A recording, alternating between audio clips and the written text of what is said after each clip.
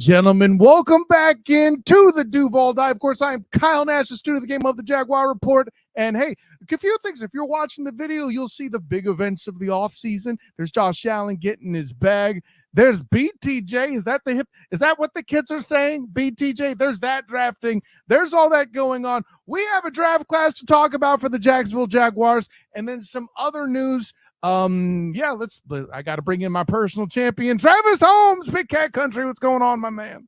I'm doing well, sir. It's been a wonderful night. How you doing, bro?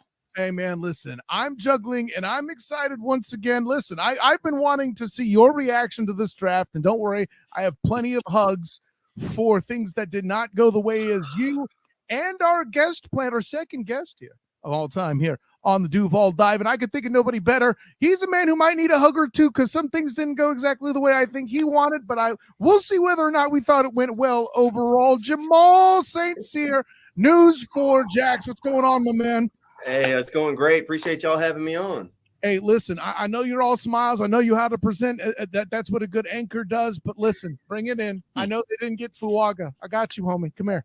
Look, I wanted a big lineman just to improve that offensive line in front of Trevor. But look, I have very few complaints with how they handled the first round. Very few.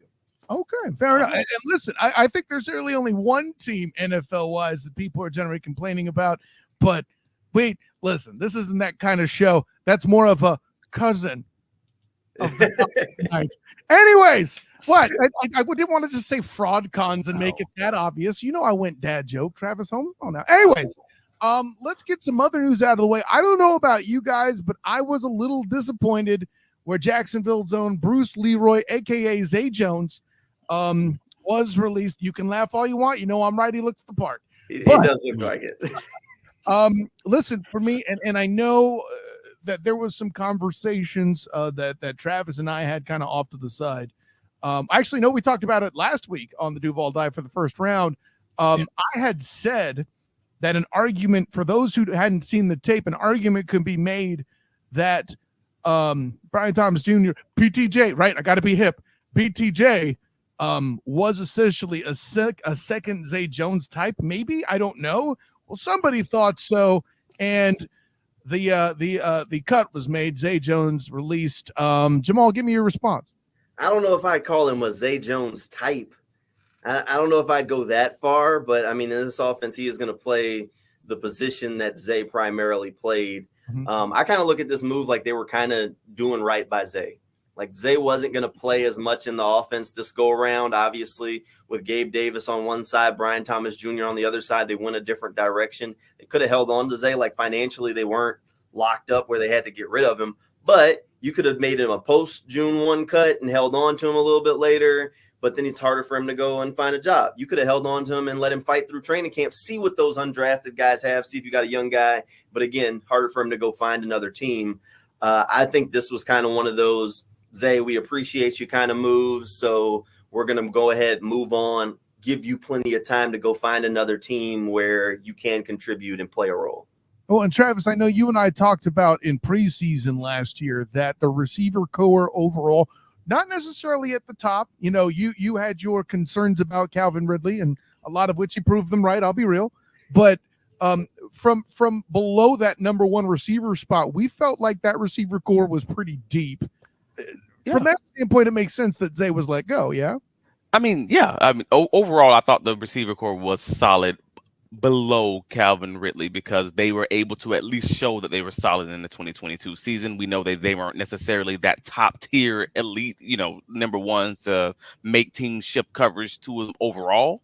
But for the most part, that they were an above average, solid receiver core, and you just thought, hey, if they don't have that injury bug, they're probably going to be okay. Well, as the NFL works, that parity comes, that bill comes due, and all of a sudden the injuries come, and it's a new ball game, and it really stinks for Zay because if he didn't have those injuries last year, there's an absolute solid argument that he probably would be on the roster right now.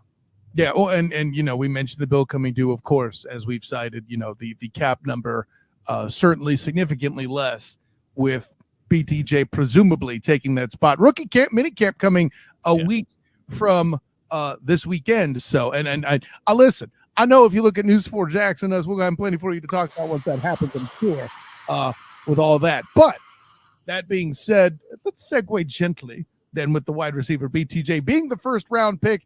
Everybody on this panel had the Jags going a different direction. Again, I'm sorry, Travis, that your opportunity for your half dozen mocks with Jaguars at pick 17 did not come to pass. But before we get into the player, listen, all I keep hearing, if I can't hear any more about fleece involving the trade with the Minnesota Vikings to trade back, I'm going to start a sheep farm. Jamal, this is the good that Balky does in the early parts of drafts, getting teams to do that sort of thing. It's almost kind of like my favorite GM, John Lynch, doing what he does to teams. It had that feel of, oh, why, thank you, value in that moment, right? Look, I mean, honestly, they called him trade back Trent for a reason, right? Look, he pulled off the deal, so it's huge. That was a deal, and that's kind of what sold me on it. I kind of said earlier, I can't complain about the process. I think ultimately, if they stayed there, they would have taken Brian Thomas Jr. They were clearly that high on him, and clearly that low on this year's cornerback class as far as the first round talents go. Anyway, look, you can't complain. They've kind of doubled down and said, all right, we need to figure out a way to get this offense to be more vertical.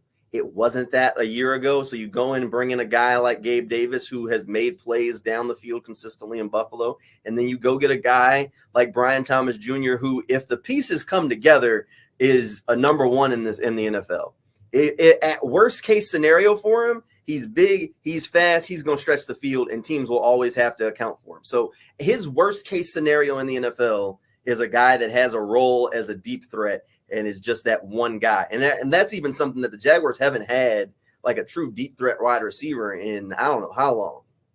I mean, I would count DJ Chark, but because of his injury situation, how useful really was that? No, I get where you're going there. How quickly you expect him to be that guy, though? You're talking about this high ceiling he's got. Like, you're not seeing that in year one, Ryan. I can't imagine you'd see it in year one. You probably see some flashes. You want to see flashes. I think this year he's going to have a solid season. I'd say probably in the neighborhood of like 700 to 800 yards, throwing like 5-6 touchdowns for him. So I think he's going to have a pretty good year. I think it's going to be equivalent to some of the production you saw from Zay as far as numbers wise. But you'll see flashes, and you think maybe year 2, year 3, all of a sudden you start seeing maybe those flashes to be more consistent. It's just like just about any other rookie where you just want to see the flashes early. I think they drafted him knowing that he wasn't asked to do some things at LSU that he's going to need to do in the NFL. And that's not to say he can't do them. They just didn't ask him to. So it's going to be a learning process for him of being asked to do it in the game, and for the coaching staff of figuring out, can he do it at a high level in the game? And guys, I know I'm setting the table to just get a bunch of nods here, but like, I can't imagine other veteran receivers in a locker room that'd be a better influence than Gabe Davis and Christian Kirk. These guys are absolute workhorses. And Jamal, I know you've been covering Christian for a while. I'll tell you this, covering Gabe Davis, he's been that dude since he was a college student at UCF when I was covering him with the black and gold banneret. Bing! So with all that in mind, it's promotion, Jamal. No, listen, I mentioned all that to say, like, I think I got to go back to you with Travis, because I know there's going to be a connection. Jamal, jump in where you feel comfortable, but this is a make Etienne great again move as well, right? Oof, I've been saying that's been my thing since early offseason, and I said it then. I'm like, hey man, they don't block well enough.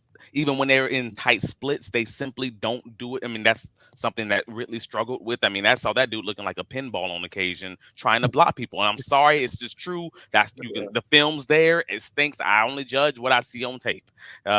So I'm happy to see them bring in a bigger guy who was able to truly block. That was the only reason I was all in on the Ayuk situation. So me seeing them do it in a much cheaper fashion, going the drought route, going the Gabe Davis route, so they can actually just have two, even in 2 receiver sets or even in 3 receiver sets, have the ability to truly block at the edges and just establish the running game. That sounds like a great idea to me, because again, they were a little too finesse for my taste, and that's going back to even 2022. Where the pencil whipping was the main point of the offense. Doug Peterson, again, it all comes down to coaching matchups, really, or at least it did in 22 and 23. I don't really. Let's put it this way: he was this close to beating an Andy Reid team in week 2. So, Yeah, I'm just saying in the way that it worked. Like I think they won in all the margins in 2022 in the second half of that season, and I'm not disillusioned enough to not believe that, even though I love the team. Like I can still look at the film and say, all right, man, they won in the second half of seasons in a lot of close fashions. Sometimes even in spite of the running games kind of faltering on them because they couldn't run, in between the tackles like they wanted to. So they established the running game outside of the tackles, things of that nature. So we knew that then, and it only got worse in 2023 with the injuries. So my overall point was like, hey man, let's go back to basics. Can we establish a real true running game, including the receivers? And let's find a way to let's make Etienne great again. And I truly am. I'm going in with that. I'm here with it. That's right. The guy that normally wears the "This Team Makes Me Drink" shirt isn't that disillusioned yet. Okay, well, that's a good call. Anyways, no, and here's the thing I'll add too. Like, I mean, I mentioned, we talk about Fuaga being the main target that Jamal would have liked to have seen. Travis, we made jokes that Jared Verse was there, and that didn't happen. It's because Allen got extended. I get it. For me, I know the Jags were low on the corner class, but dang. Considering you have what you have in the coaching staff with Nielsen and man-to-man defense, I would have liked to see corner, but they at least hit a need. And I feel this is a good sign for you Duval devout out there, you Jags fans, okay? I felt the same way about Anton Harrison last year that I do now about BTJ. Right receiver, I'm not sure he's the wrong guy, the correct guy. That being said, I did not watch a whole lot of LSU other than the kickoff classic where they came here to Orlando to battle FSU in week 1. And I was really relatively unimpressed because Jane Daniels had to do a lot of work in that game, and they still got murdered in the second half. So, obviously entire seasons are a thing. I didn't get a whole lot of time in film with LSU. That is what it is. This is what happens when you're focused on a team that's, joining a big Power 4 conference for the first time, all that other stuff. But if you're superstitious, I feel the same way as I did at Anton Harrison. And listen, he's a guy, if anybody gave O-lineman credit, that should have made ballots for Rookie of the Year. I said it. But if no one else fights for my fat brethren, who will? Speaking of beef, Mason Smith, I keep saying that wrong. Mason Smith in round 2. Jamal, give me your thoughts on this. This one I'm hearing kind of both sides of the tracks. This is good. That's not. I don't know. Where do you fall out? He was a guy that I kind of had an inkling would end up in Jacksonville one way or another. I didn't think it was going to be in the second round. So I don't hate the pick because I really love the upside of this dude.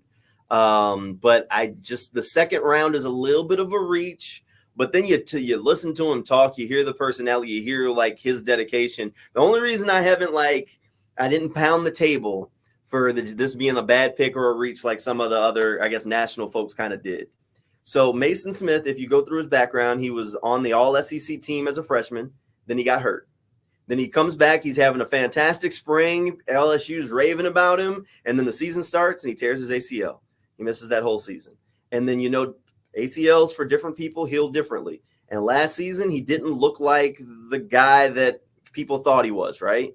Until maybe the end of the season. And he self-admitted that he didn't feel like himself until maybe the end of the season. And the stats say that. You don't even have to go past the box score. You could look at it. All of a sudden, he starts getting sacks in the last couple of weeks of the season. And then you go watch it, and he starts to look like it. If the light is on, this guy would have been a first-round pick.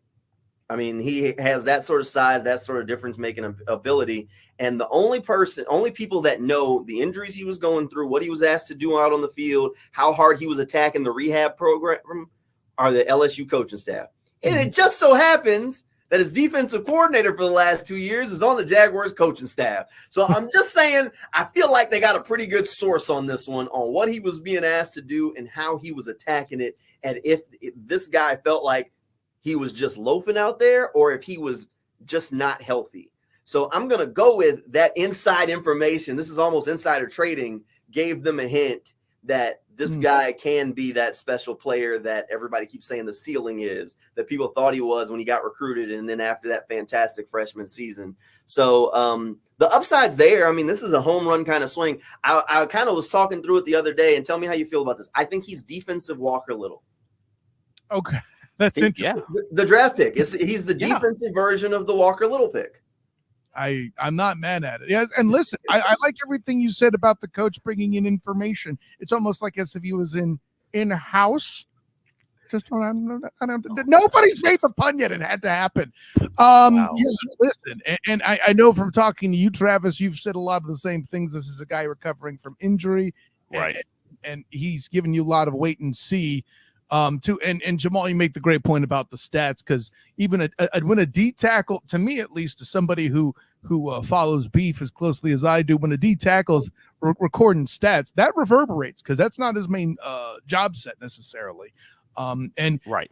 if you're somebody who's trying to get stats, that's a good way to do it.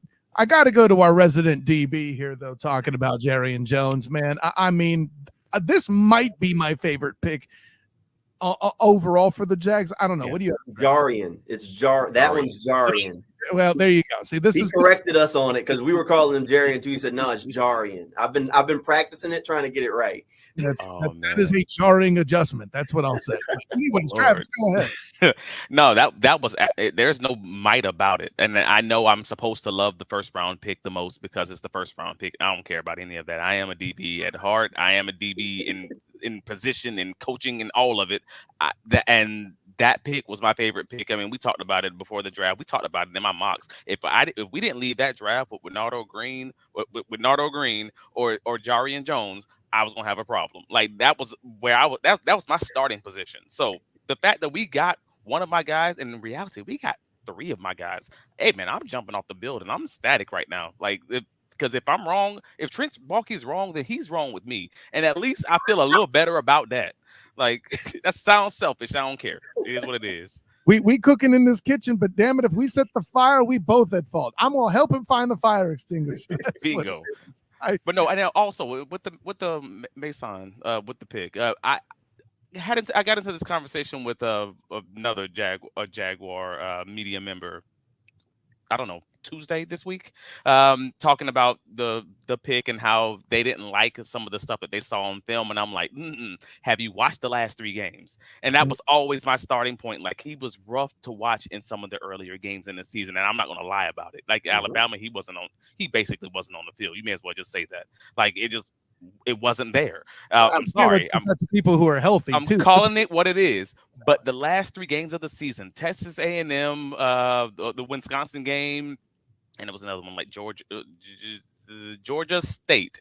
Those 3 games back to back when they had him at that zero nose tackle, and he was pressuring all freaking game. Every time they put him in a one-on-one situation, the man was dominating. And that to me was like, all right, that's what they saw.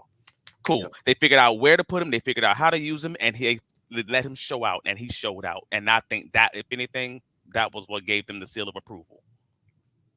Yeah, no, I shan't front on any of that. I think we're in a consensus on that too. But let's head over to what would end up being the 4th round pick for the Jags, the consolation prize that the team attempted to offer Jamal, bringing in Javon Foster on the offensive line. I think this is the pick that's gotten the most questions so far that I've heard. Where do you stand on it, Jamal? Questions? I don't know why anybody would look. I thought I still think that they need depth on the offensive line. I've seen enough of this group, and I think I understand putting Mitch Morse in the middle is the idea that it's going to fix all of the problems. I hope they're right, and it's just that simple, where one guy was the entire root of the issue. Now, given he isn't a lot, it should fix a lot, but I just don't think that's going to take them from below average to above average. Right. Like, you're moving into average territory at best. But look, Javon Foster is fine. I mean, he's a big body. He's a guy who started a ton of football games at Missouri.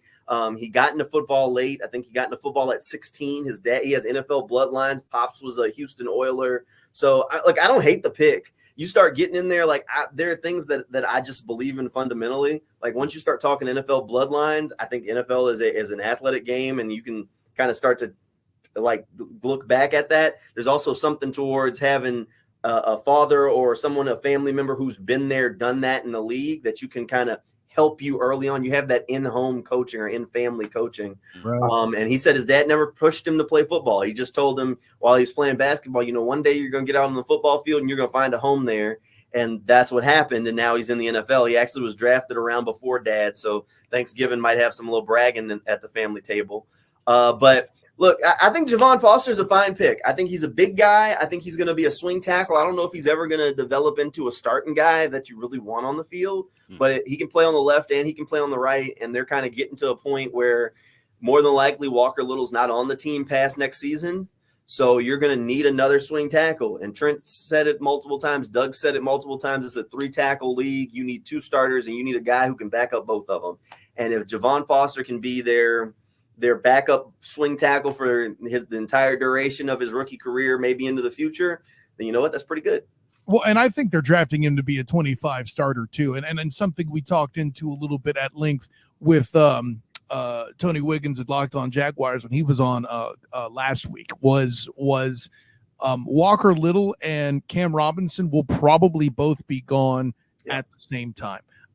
I don't like that. I would love to keep Walker Little in the building, but that's a whole other conversation. No disrespect to Cam Robinson, but as a guy who was a Jimmy Garoppolo supporter, as a Niner fan, eventually even I said, listen, the best ability is availability, and you ain't got it. I think you even talked about that on the Spaces too, by the way. But it's mad appetizing to have 2 tackles on a rookie contract. Sure is. Yeah, hey, listen, now you're talking business, and I like it. But here's what I'm getting to. The upside for Foster to step in, if he's got the talent and make an immediate impact and not just be a low contract, but a bookend of low contracts with severe cans of whoop ass opened on a regular basis on the tackle spot, something this group needed, and listen, Anton Harrison was thrown through the ringer. But by the way, the consolation prizes, you got to go like Walker Little and protect that side of the ball. Well, the good news is Anton Harrison's moving left side, I would assume. And now, let's put it this way. If they're going to try to pick on somebody, it is going to be Foster, and it'll be a matter of whether he can step up to it. He's going to see time. I'm confident in that. Well, next season or the season after? You're talking 2025, right? But 25 is what I'm talking about, where he has that potential to be the low salary. Yeah, I transitioned quickly on you. Well, you know me. I love secondary play. I love receiver play and quarterback. I all the skill positions I'm good at. When you're talking offensive line, like, hey, that's a whole nother conversation. I'll be honest. I'm gonna listen to the professionals who deal in that. Nate Tice, cool. Brett Goldman, cool. The PFF guys, awesome. I know some people don't agree with that. I don't care. I listen to everybody and just come to my own conclusions. And all of those guys have all stated, hey, Javon Foster, when you're talking about developmental tackles, he was the best of that second group. Cool. Hey, I'm on board. At that point, I don't know enough to not be on board. That sounds good to me. That's the draft and develop, please, coaches. So from this point, Jamal, I'm going to give you free reign on the rest of the picks. Which one was your favorite among the remaining group? My favorite among the remaining, that's easy. Cam Little. Look, that one's easy. I mean, some of them other ones, some of these late picks, I'm like, what are you doing? Like, I'm sorry. Kid from Texas. Seems like a nice human. And I know he's going to be a kickoff returner, but I'm not on that one. But Cam Little, I mean, he is a uber confident kicker. I mean, you listen to the kid talk, confidence is through the roof. He straight up said, look, I smashed every workout I had. And somebody else picked a kicker ahead of me. Jacksonville's going to enjoy this pick. I'm like, I love it. Sign it up. Book him, send him out there. I mean, this kid grittied after kicking as a freshman down at LSU after kicking a game-winning field goal. As a freshman to do something like that? Come on now. And Jacksonville has been, ever since Urban kicked the kicker, it's been like a revolving door of kickers around here, just looking for a guy who could put it through the uprights consistently. They thought they had it in McManus, and then we don't need to really talk about some of those missed kicks midway through the year. But I think Cam Little is the kicker of the future. And I mean, that one, like a lot of people were saying, look, the Jaguars need to draft a kicker. And a lot of us were like, I just don't know if Trent's going to pick a kicker. Like it just didn't seem like something that he would do. So I'm really glad that he did it. I think that's by far my favorite day 3 pick. Well, and that cloud hanging over the franchise, certainly. Listen, that as big and strong as Trent Baalke's brow is, that's how much weight fell on him to make that pick. Travis, I can see you're drooling. What do you got, buddy? No, I was gonna say, and P.S. Shout out to you for asking the right question that got us that gold nugget of, hey, I'm the youngest kicker who's ever been drafted in the NFL. Yeah, in this post-draft media call, if you didn't ask that question, he would not have made that comment. And I was like, oh, that's good job, Jamal. So now it's good for me because I'm like, wait a minute, this dude's gonna be a 21-year-old millionaire at the start of rookie camp and start of training camp. He's gonna be a millionaire who can't drink. That's wild. That's wild. Hey, listen, I had to write that same article about Taylor Hendricks for the Magic when the Utah Jazz came to town here, but that's a whole other question. I'm mixing in the black and gold banner red again. Ding, my bad. But yeah, that's still weird. Hey, you're rich. Can you spot me the Uber? I know you can drive home, but I can't. No, that's funny, man. Listen, I think there's a lot of things there. I'm not surprised y'all picked Cam Little. I know he's just a kicker, air quotes, but listen, the value that he would bring. And late in the season, McManus had his struggles. Early, I think he was the difference in some cases. But yeah, but it was time. I think.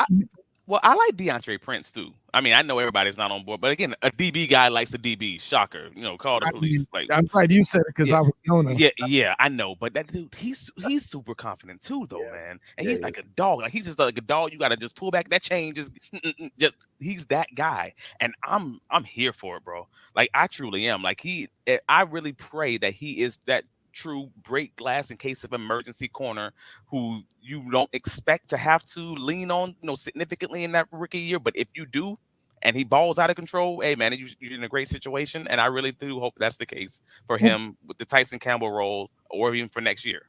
Goodness, didn't we see that last year with as many injuries as was had amongst the DB core? It's not break glass in case of emergency. If this happens again, we got this.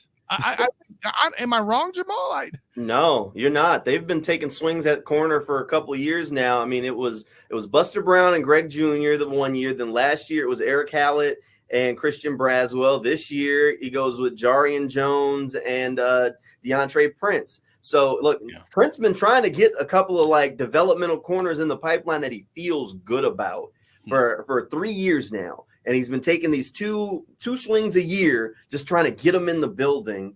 So I mean, he's kind of telling you that he doesn't necessarily love what he's seen from the last guys because he keeps going back to the well looking for more. No, I like Prince. I think when I went back and watched Prince's stuff from Ole Miss, I was like, okay, I see the vision here. And I mean, he seems like a really mature, competitive kind of guy. I think the Jaguars got a couple of steals along the way. I mean, I don't know if you want to go into the undrafted free agent class too, but I think they got a couple of steals in that. I was going to ask you, actually. Yeah, go right ahead. Yeah, I mean, so I really like David White Jr., mostly because he's from Jacksonville, went to Westside High School, gets to play for the hometown team. So rooting for him more just because he's a Jacksonville guy. Got to talk to him lead up to the draft. And really nice, humble kid, hardworking. So definitely rooting for him. But Andrew Parker, I know a lot of people are talking about Cephas, but Andrew Parker, the linebacker, uber athletic, App State guy. I mean, they went and dug in the crates to find this guy. I mean, they got Cooper Hodges from App State last year. They go and get Andrew Parker this year. I wouldn't be surprised, especially with these. So the new kickoff rules are why I keep looking at these linebackers because Trent said it himself. And you think about the way the rules are, you're not going to see the Tim Joneses, the as many corners lining up on these kickoffs anymore. I don't think. I think they're going to go for those more linebacker types. You'll see more defensive linemen, athletic defensive linemen out there because it's this 5-10 yard collision, and you need guys that can disengage. Right. So I think you're going to see more guys like an Andrew Parker, who is an uber athletic guy with decent size, who could be a developmental linebacker, but he's going to be a guy that I think is going to be on special teams on that unit. Those are the types of players that this is going to be geared towards. And listen, I would love to have chipped in as I covered the Cure Bowl where App State participated, but there was 2 inches of rain during the football game. So I don't know how much evaluation I can actually give you from that standpoint. So with all of that being said, listen, I mean, I hate asking for the grades, but this is really kind of the best way to kind of evaluate how someone feels right now about the draft. So let's get all the obligatory grades mean nothing. Everything's based on how we feel. It's really what happens years from now, blah, blah, blah. Great. Jamal, how would you grade this draft? I got it at a B-. I'm like right above on the line between a B and a C for it. Love the process of getting to Brian Thomas Jr. in the first round, the trade back, getting the picks for the future. Love the Cam Little pick. Kind of felt like the Mason Smith pick was a little bit of a reach. The last round pick wasn't in love with it, even though he's an uber athlete, long arms. I know Trent couldn't help himself with a guy like that. But I just kind of felt like some of the day 2, day 3s could have been were a little off value wise, but I don't hate the draft. I love the potential. I think they got bigger, physical. He went to the SEC well, which I mean, it's tough to go wrong with trusting SEC football at this point. So don't hate the draft. I think there's a ton of potential there that in a couple of years, everybody looks at this and says, this is a cornerstone kind of draft, but we got to wait till the guys get on the grass, of course. Yeah, no, I can't front on that. Travis, where are you? Yeah, I guess Jamal would say I grade on a curve. I gave him a B, solid B. Seeing as he gave him a B-, I guess I'm a homer nowadays. But yeah, shirt on today. It does. Hey, I'm in agreement with him, man. This might have been one of the best processes I'd seen from Trent Baalke so far. Like, in spite of the fact that he tried to trade up and couldn't trade up, and that is concerning because that's 2 years in a row that we now have. They publicly stated that they tried to trade up multiple occasions and were unsuccessful, where you see cheap. Other teams trade up. He's cheap. Yeah, say that a little louder. He's cheap. That's what he's cheap. Look, he's cheap. He ain't gonna overpay for it, and they probably want him. He's cheap. He's cheap with the contracts, with the salary cap, and probably cheap trading up too. Yes, and that's very unfortunate. I heard an unconfirmed report that he was this close to getting it, and then he called somebody a pancake eating beep, and that ruined it. Anyway, wow. It's a draft day reference, Travis. Why are you? I watch draft day every year, bro. I watched it the day before the draft. Of course. Come on. I could actually, for some reason, I could see Trent Baalke pacing around and dropping that line like Kevin Costner did. Man. Anyways, and getting the kick returner out of it. Yeah, sure. Anyways, but no, I was not at the time of the draft a fan of the Brian Thomas Jr. pick, and then I watched like 4 hours of his film because again, before the draft, I'm watching 30 minutes of I got my opinion. I'm out. Like I watched 1 or 2 games, I'm out, and actually took the time and truly watched 4 of his games, and I'm like, oh, okay, I see what they're doing here. All right, I'm not mad about this anymore, and I love the process. So great, I'm good on that pick. I understood the Mason Smith pick, in spite of the fact that yes, it could be considered a reach. At bare minimum, I think that's being fair to Trent. It's an athletic guy. You have the coach on staff. You seem to have, he ended the season with this arrow pointing up. I got what you were trying to do there. Cool. We already know how I feel about both corners. Jarian Jones and Deonte Prince. I'm on board with both of those. Those are 2 of my guys. Cam Little, that's my other guy. Like at that point, I'm already that's A territory. Any other picks you make at that point, you bringing the grade down. Like we already good. So at that point, yeah, everybody's always talking about the questionable kick returner pick in the 5th round. But if we're really talking about a 5th round pick, what are we talking about, man? Come on. And everybody's laughing about the great value Trayvon Walker and Miles Cole being the last pick. And that just makes me laugh every time I hear it, though. But it's great, though. If you have a developmental edge guy in the 7th round, why not go and get it, bro? Yeah. Wow. There's a lot of there. Those responses are all things. Travis is not making those up and as thusly analyzed. And listen, as the guy who's been hurt the most by Trent Baalke in the past, having already witnessed him ruin a franchise that I follow closely, I'm giving him a B too. I know where you're coming from with Jamal, but I'm in that Allen Iverson space as well. We talk about 3rd day, not day 1, a 3rd day. Okay, okay, it didn't work perfectly, but you know what I'm getting at. And listen, I feel like Robinson, if he were picked 7th instead of 5th, everybody'd be happy with it. But that's a whole other question. At least somebody out there is paying attention to the fact that the kickoff is changing, and I have to give Trent credit for that. So I don't feel like every franchise has done that appropriately. I mean, but we'll leave all of that at that. Listen, this was an awesome show, guys. This is one we could have had go an hour, but At the end of the day, we all got business, and it is what it is. Jamal, let the world know where you can be found. Hey, I'm over on News for Jax all the time. You can track down coverage over on newsforjax.com. Just click on our handy dandy sports page, and you'll be able to track down plenty of stuff there. And what's your pod again? News for Jags podcast. There you go. Travis. I can be found on all the socials. Travis D. Holmes. You can find my writings covering the Jaguars on bigcatcountry.com, and you can find me here every Friday wherever you get your pod. It's on all the podcatchers or YouTube, on the Sports Den media page, or in Sartoga Media, and all the awesome places. Catch it while it's free, bro. Catch it while it's free. What can you be found, Nash? I want the record to show that Travis D. Holmes here has his visual set up on point so he could show off for the sports anchor in the building. That's how you prepare, Travis Holmes. And listen, make sure you check out the video version if you haven't caught it on the podcatchers, on the Student of the Game podcast channel there, on all the podcatchers. Like I said, of course, I am Kyle Nash, the Student of the Game. You can find me on Twitter, Threads, and Instagram at the SOTG. Find me on Facebook as a Student of the Game. Check out my writings with the 3-point conversion, the black and gold banneret, and the Jaguar report, as well as my coverage of the Orlando Magic with A7BN Sports. I will be in the building for Game 6. Let's see if we get a Game 7. Now, 1 point away from this being Imagining 6. I was this close to looking like a potential genius, but hopefully the Magic maintain the platitude that the series doesn't start until somebody wins an away game, and hey, hopefully it's them in Game 7 on Sunday. But with all that in mind, special thanks to my guy Jamal St. Cyr, always at the ready, always flexible when I double book myself. But until next time, everybody, an honor, joy, and privilege. Class dismissed.